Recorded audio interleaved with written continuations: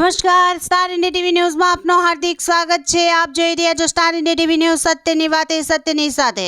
દાહોદ જિલ્લા આચાર્ય સંઘ દ્વારા ઈ-કેવાયસીની કામગીરી અને તેની શિક્ષણ ઉપર પડતી અસર બાબતે કલેક્ટર સાહેબશ્રી, જિલ્લા શિક્ષણાધિકારી અને કમિશનર સાહેબશ્રી આદિજાતિ વિકાસ દાહોદમાં લેખિત રજૂઆત કરવામાં આવી, જેમાં 2024-25માં શાળાઓમાં અભ્યાસ કરતા વિદ્યાર્થીઓને પ્રી-મેટ્રિક શિષ્યવૃત્તિ યોજનાઓ અંતર્ગત ઈ-કેવાયસી ફરજિયાત કરવામાં આવેલ છે અને આ ઈ-કેવાયસીની કામગીરી શાળાઓને સમય મર્યાદા કરવા માટે જણાવેલ છે, પરંતુ મોટાભાગની શાળાઓ પાસે પૂરતો સ્ટાફ નથી। શિક્ષકો દ્વારા દિવસ રાત શનિવાર રવિવાર પણ કામ કરવામાં આવે છે, છતાં સર્વર ડાઉનના કારણે કામ પૂર્ણ થતું નથી।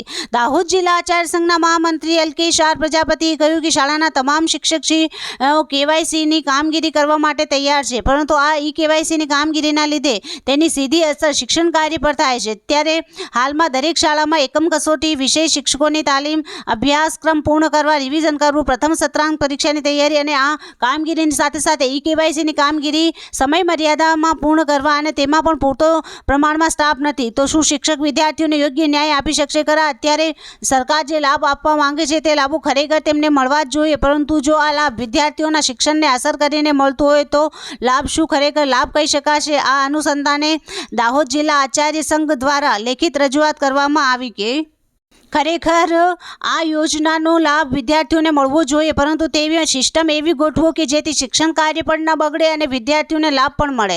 તે માટે આચાર્ય દ્વારા જ ચાઇલ્ડ ટ્રેકિંગ સિસ્ટમમાં કરેલી ડેટા એન્ટ્રીને આધારભૂત ગણીને તેમાં દર્શાવેલ જ્ઞાતિ અને આર્થિક કેટેગરીને ધ્યાનમાં લઈને ડિજિટલ ટ્રાન્ઝેક્શનની વિદ્યાર્થીઓના એકાઉન્ટમાં શિષ્યવૃત્તિ જમા કરી આપવામાં આવે તો ખરેખર વિદ્યાર્થીઓ સાથે ન્યાય થશે અને વિદ્યાર્થીઓ શિક્ષણ મેળવી શકશે। આ બાબતે અનુસંધાને કલેક્ટર સાહેબશ્રી, જિલ્લા શિક્ષણાધિકારી અને કમિશનર સાહેબશ્રી હકારાત્મક અને શિક્ષકને પડખે ઊભા રહીને શિક્ષણ કાર્ય ન બગડે તેવી સિસ્ટમ ગોઠવવા માટે હકારાત્મક અભિલાષા આપી હતી। Star India TV news, Fatepura reporter Azadesh Mansuri, જિલ્લા દાહોદ।